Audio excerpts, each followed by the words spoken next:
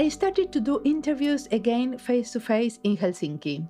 I feel they are nicer and fresher than the ones online, but maybe this is something that is only me that perceived it. You can tell me later how they sound. I have been lately traveling around in many design conferences, and there I have always recorded a panel that is also a face-to-face conversation. Why to record panels? Because I like to listen too. This year I had keynotes in Cuba, Mexico, Colombia and Argentina, and in all these places I have recorded panel discussions. I think it worked especially well when I talk about the same topic as the panel. In Mexico, for example, I had a talk on design and public policies and a panel with local experts on the same topic. I recorded the panel and then I converted it into podcast. I hope that in this way, you, the listeners to this podcast, are also traveling with me. It is a way to make the content of the conferences accessible for others through a new format. Lots of conferences record their keynotes and their panels in video, but in my opinion, to watch a video of people talking is mostly very boring. This is why I prefer podcast. I can go for a walk and listen. I hope, for example, that now you are walking or biking. Let's go to my guest today. She's Sirpa Fourastie, a designer with a solid experience leading operations in cross-disciplinary teams. She works in the Finnish Digital Agency, leading a group of people, mostly designers, working in transformation and service design. She has co-created the operating model with her team through piloting and scaling capacities. She will tell about that. In this interview also, we talk about the ecosystem of death, the traveling and sharing of data, artificial intelligence, and live events. My name is Mariana Salgado. This is Diseño y Diáspora.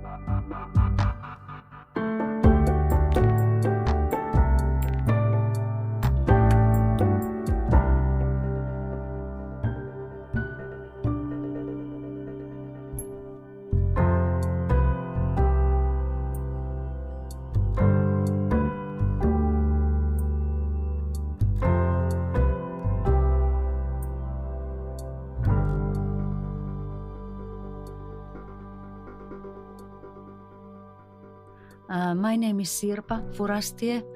I'm a designer from the days when they were not talking about service design at all.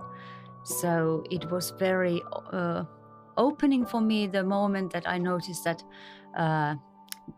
the design school, Aalto University and the design school plus the pedagogy got the place in this field of design through service design. So I found my way through that, and I'm representing the Digital Agency of Finland, where we have a team of service designers helping all the public sector areas. And you are one of the coordinators of that team? I'm ahead of the team nowadays. Okay, I understood it right. So the team is still D9. This is the name or not? We are not using any more D9 because it was our startup name, let's say that, because there were those 9 principles how to see what is really the digitalization. And those days we were helping everything and everybody and everywhere. And after those early days, we've been now focusing in a different way our teamwork. And the team has done plenty of development in this model we are working. And I guess we are doing less cases, but much deeper ones nowadays. So you kind of commit from the beginning till the implementation. Is it like that? Well, we could say that, yeah. Yeah. And your team is how many people? Well, nowadays team is about 6 designers. Then we have an architect and in-house. Well, that's an in-house team in DVV, as I call the digital agency. And then we are serving all the public sector areas outside of DVV. But we are also helping DVV to produce better digital services for other organizations. Okay, So we have also consultants that are around 25. Okay, that are also part of your team, or they are Yes. like in daily basis Their working focus with is in different areas. So you have like two legs, one within your organization and the other that it goes to the whole public sector in Finland. Yes. And from strategic design to very user interface. Okay, and how do you prioritize? Because I guess like a lot of people in different organizations, they understood that you are very useful. Yeah. You have great designers, so they would like to collaborate with you or to have you, because I understood that you don't charge to other organizations, right? It's part of the mandate to support the digitalization processes. Well, now we have both. As you can imagine, we are not so many. Yeah. So for the strategic designers, we take cases where the organization themselves are very in the problem themselves, so that they are committed that we get the solution together. And then we might get also some consultancy with us, but then we see what is really the payment that we have to also put between us. Okay. Yeah. So you can also charge within. We can charge, but we don't make any money for us. We just get the consultancy that is needed, because of course we are not always the wisest persons. So. Yeah, and that this is for getting support for the team. Yeah, and also this is a way that we can finance the beginning where you don't know where in what directions you are going. Yeah, exactly. Yeah. And how do you prioritize? With the government program, of course, we go carefully through to see what are the different areas that they see for future. And we try to be a bit more innovative than that, and help those organizations that are they are willing to see that what are the other organizations that they could also work with. So we try to avoid help just one, because then it stays inside and it doesn't go further. So we have a new government program, no? Yeah. So now we kind of know the new directions for the next 4 years. What are these new directions that kind of influence your doings? Well, luckily, we've been existing already a few years, so it's not all new. And one comes from the digital first. So that is both leaving this paperwork behind and helps different organizations, even if you, let's say, you drive too fast and you have to get a notice. So it doesn't need to be on paper anymore. That would be the first level. But then our team wants to see what is digital first in the future. What does the AI bring? What is the way to propose for the citizens all the services in a digital way? And it can change faster than we think in public sector. Yeah. So. And the second thing would be the live event-based data world. That means that always when something in our life happens, we have to deal with several organizations in the same time, and we don't know ourselves in which order and what do those organizations do. So our work is to see what kind of change it will bring to us in public processes. Like, for example, do you have one live event that you have been working with that you can tell us about? I guess quite many people in Finland have heard about this ecosystem of death. Okay. It means that when your closest and dearest one is dead, is dying or is dead, and you suddenly have to take care of such many things that you don't have time to grieve. So we wanted to represent what could be the future of data traveling between organizations, in what way we can support it with automation. And it brings together not only public sector actions, but also banks and different finances and hospitals. Where does the data come and what does it bring to the next level. And we've been drawing these kind of life events since that. I guess we make very light mock-ups, but still we know that what is the way that we can bring data together and who is always as an organization responsible to go forward. And I know that now these services are in the government program. And for example, can you give me like a concrete example, like in a scenario? So my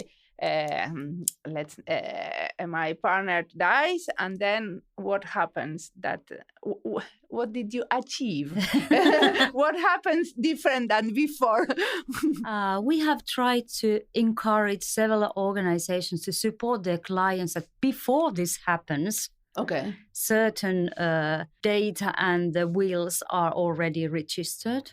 Next, we would love to see that the hospitals are sending the signal as soon as possible, and then we can proceed with the finances to close and stop certain processes and then open the others and gather these data all together in one place so that it can be registered testaments, but it can be something else too. Now I have to look for the word. Perunkirja. It's not testament. It's not testament. It's the moment where the family gets together and somebody is. It's the spreading of the things. Yeah, and it doesn't need to be a fixed document. It's the inheritance moment. Yes, the moment of inheritance, but the dividing it and seeing what is where and what comes from where and who is connected to this and so on, and what is the family. That can open many different files. So we wish that it's not anymore a paper, but it's something that data brings together and even some automated solutions behind. Okay. So you are working on these automated solutions, but they are not still all there. But there are certain things that you started already implementing, like the ones that the hospitals send you an alert, so you have to react and do certain movements. We've been doing a lot of service design with hospitals and also with the taxis, and also, in Digital Agency of Finland, of course, we have all the public data of our citizens. So the family data we have here, and so it implements and gives a lot of possibility to give new solutions. And one can imagine that the birth of a child is the second one. Yeah. So when the data comes in a zero, it gives a possibility to see what kind of interactions between our platforms are using. Interesting. And when you are working with these live events, for example, did you realize that sometimes there is like holes in the law or like little problems that make the whole system stuck? Could you also kind of influence the policies or like the laws in order to make it more smooth? Yes, we have. This is one of our tasks to gather these notes that something is possible to see in another way, and then we give them to those who are involved to go through with the ministry and see what kind of law effects it could have. Yeah. So, this is in a way like influencing the creation of new policies. Wow. And we have already had a lawyer who had stayed like 3 months in the Ministry of Justice, Ministry of Justice, and they've been going through all the different implications that the law changement could have. Yeah, definitely, because when you digitalize, you always realize that things might not go how they were thought to be. And now we have a support of Minister of Finances that during those next 4 years, we can see several live events and what kind of implications they could have. And we are looking to develop automation, integration possibilities, and always the client point of view, if there is a need of going through several organizations, not just one. Then we know that we are looking for right solutions. Because it, in order to also make it possible to the person, no? To navigate in this jungle of different things that you have to do in these key moments in life.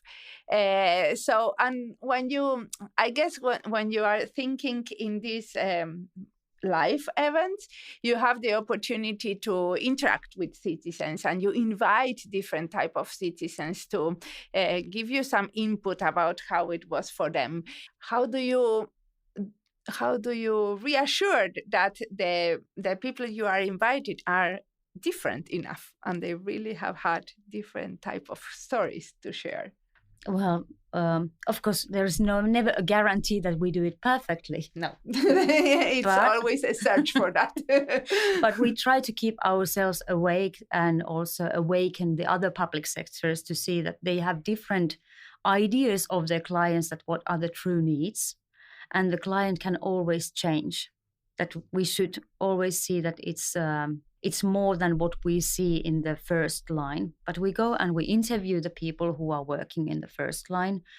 We try to see the different cases that give us those people, but also interviewing them, we can find second level and so on. And we continue as long as we see that we have gathered different. So there is a lot of research that goes into these development projects. And also thinking, what is the future client? Like if we know that people are eldering in Finland, we should also think of what is it in a few years, and not doing the perfect solution, but the next level solution is already a quite big step. Definitely.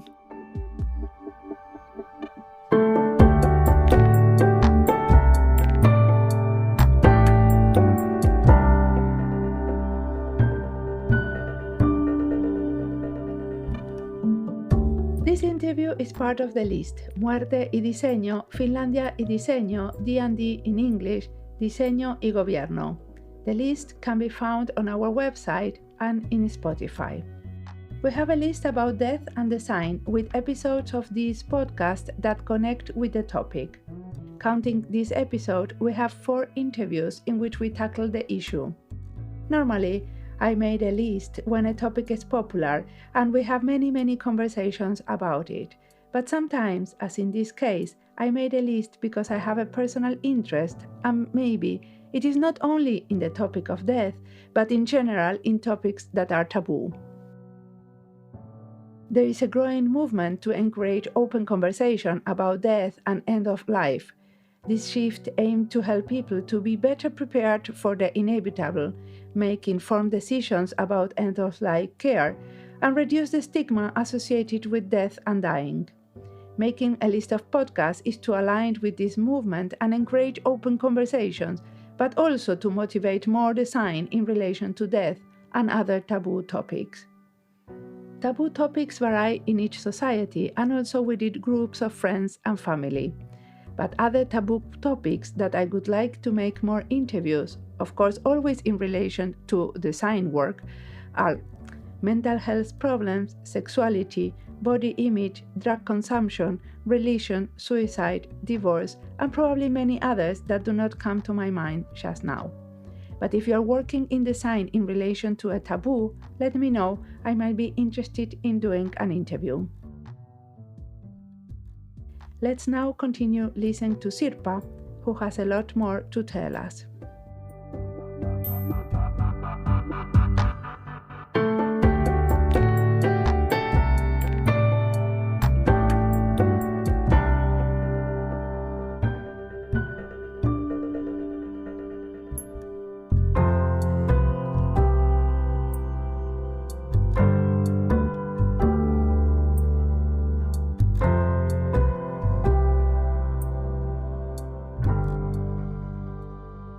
From the point of view of your team, now we went into this project type of perspective, but from the point of view of the team, how do you see the team evolving? I guess because you are a group of designers, you do also a lot of this strategic work for your own team. Like, what's the vision of your team?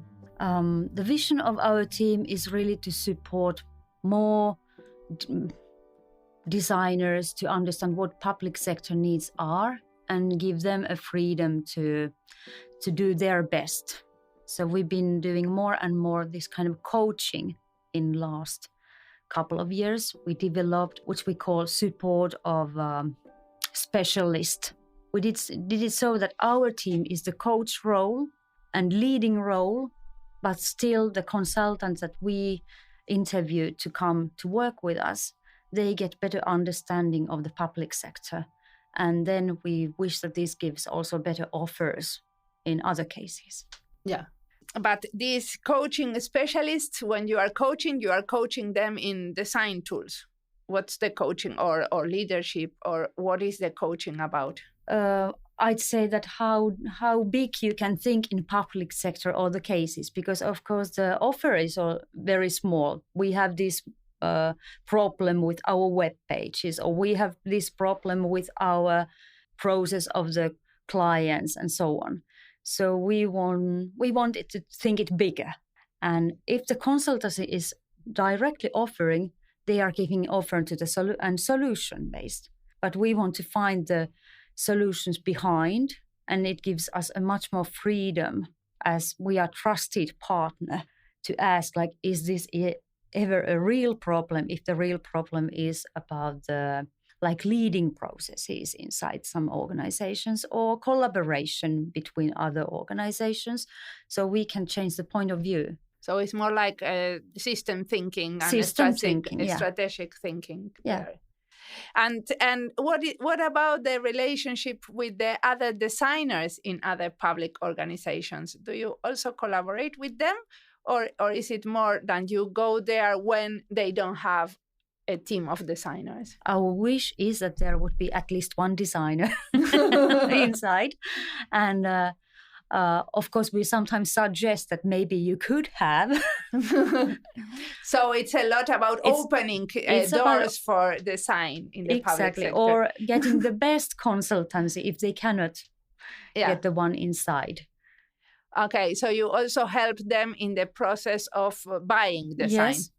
Yeah. We don't say who they should buy, but we can tell what kind of criteria they could use, that they could also involve design in the other buyings they have going on. Well, but it's a very challenging thing for a team if they don't have designers inside to buy design, like to make a public bid and understand what they need. So you help and you support on that. Yes, and we do a slight follow-up that they get what they wanted and the both partners understand each other, and the brief would be enough free for the designer to work, and so that the final solution could be something innovative. So it's a lot of translation work. Yeah. Within parties and teams. Yeah. And also I think that the way we created our team model, now we also can help the other organizations to create the model of working. Yeah, perfect. And I understand also that you work within DVV. So in this type of projects, what do you do for your own organization? From my team, of course, we want to stay in this strategic corner, even if we get till the solution and follow up of some life event like what we have now, avioliiton esteiden tutkinta. The research when they do the divorce process. Divorce, or if they want to get married, there is a pre-process. Yes. And we can help the research of the way that it could be done in more kind way than just the papers that people fill up. Yeah. So we do this kind of, even they are small, we try to connect them to the government program level and the digital first, and bring the automation. And with our consultant team that is UX and UI, then we do the follow-up, like till what part we can really influence and what is then the technical limit that we cannot go further. But I understand that the government program is like your compass, because it helps you to understand like where to go and this is for the next 4 years what the government wants to develop. But could you also influence when they were writing the government program? We have had a chance, as we were in D9, Yes. to collaborate between different ministries and help them to understand what kind of vocabulary and tools they want to have for the collaboration when the new government programs are created. And then we had the chance to influence through our leaders, like as we tell the story, what the people want. Of course, those stories start to live. And then people remember those quite fancy names like the ecosystem of death. And they are curious. And then they start to understand that it's not only a funny name, but there is a behind of the thinking of data, economy, and it gives new tools to understand each other. So our way of influencing is very soft. But I'd say that I can see many, many little tips that something we have done is right. What are these tips? Well, the vocabulary and the visual images that are used, even the colors change and so on, but you start to see that other organizations use the similar way of representing. Well, it's very important. No, the vocabulary is not a silly thing because it gives us the common ground in order to be able to develop new things. And during D9, it wasn't our first goal to have this julkismuotoilijat, designers of the public sector, and it was just benevola of one of D9 persons, Anni, who started it, and by herself and by the very free way, it continued to grow. And nowadays, we have a lot of benefit being part also of that work. Of the network, you mean? The network, and we have one person from our team participating there. And of course, it gives us plenty of feedback, what is really needed on the field. So I can only be thankful from all the errors we've been also doing. No, definitely. At the end, we learn more from the errors than from sometimes. Well, they stay with you, the learnings from the error, I think, or at least for me, it's like that. What are the things that are inspiring you now? What do you listen, read? I read plenty of stories, and that's very, very different from this work. But also, of course, in Finland, you enjoy the nature and changement of the weather, but it makes you also very aware of what this climate change really is. And you start, as a designer, you start to think that, there is, again, a bigger world. Yeah. And you feel sometimes that you don't have any influence on it. But still, when you see that so many people are nowadays getting together for different wicked solutions, so why not to take one more on the list? And I can see that sometimes government program can feel very small, but still, as people, we can do many solutions. So that inspires a lot as a designer. And when if we want to recommend people to read about these ideas of live events or to listen or to watch something, what would you recommend about the type of ideas that you are developing in your team? Well, nowadays we have still the Suomi Digi pages. We publish there a lot of stories about different things we've been doing. It's also an open platform for other organizations to tell what they've been doing with us. That's a good one. So voice. We can go and read your blog. Sure. And also Julki-ICT from the Ministry of Finances. They are publishing regular basis what kind of live events they suggest to go further. And now there are 4 that are chosen for these next 4 years, and for new coming, we as a team, we try to find the new cases for next year. Perfect. And if we have to give an advice to someone that is very eager to enter to the public sector and work as a designer, what would you say? Not to start to offer the big solutions and the huge change first. but start from some corner and start to dig, and definitely it goes bigger. Thank you a lot for the interview. Thank you.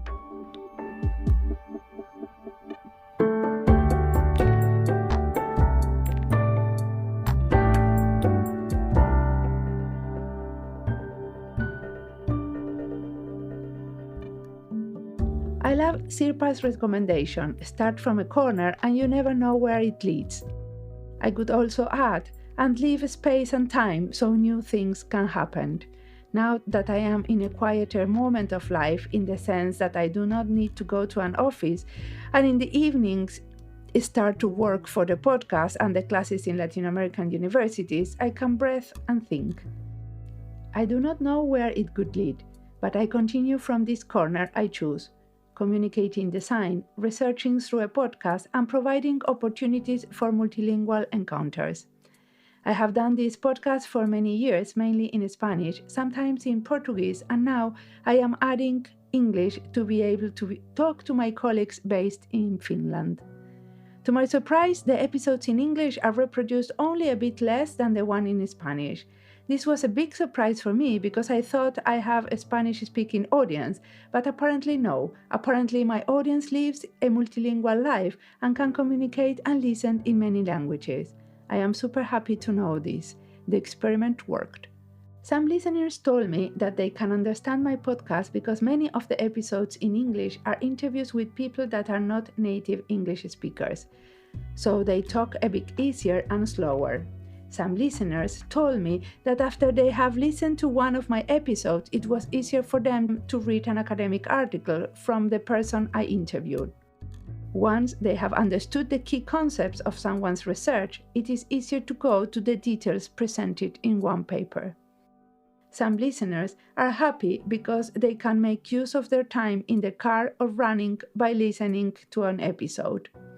Believe it or not, our podcast is like a Swiss Army knife for all things redesign related. It's not just your average podcast, it's one-stop shop for delivering top-notch design content with an emphasis in Global South, spreading the gospel of design research and even making you feel like a polyglot in no time.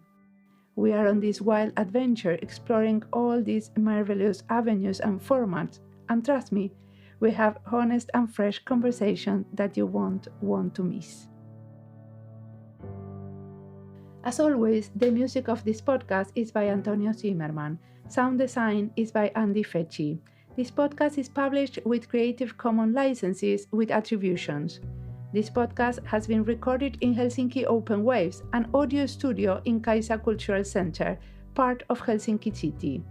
Kaisa is a cultural center that promotes the development of Helsinki into a diverse city by means of the arts and culture. This was Diseño y Diáspora. You can follow us on our social media channels in YouTube, Instagram, LinkedIn or Twitter, or visit our website. Remember to recommend us and recommend our books. Stay tuned for more. We've got a lot in store. Till next time, goodbye and design some more.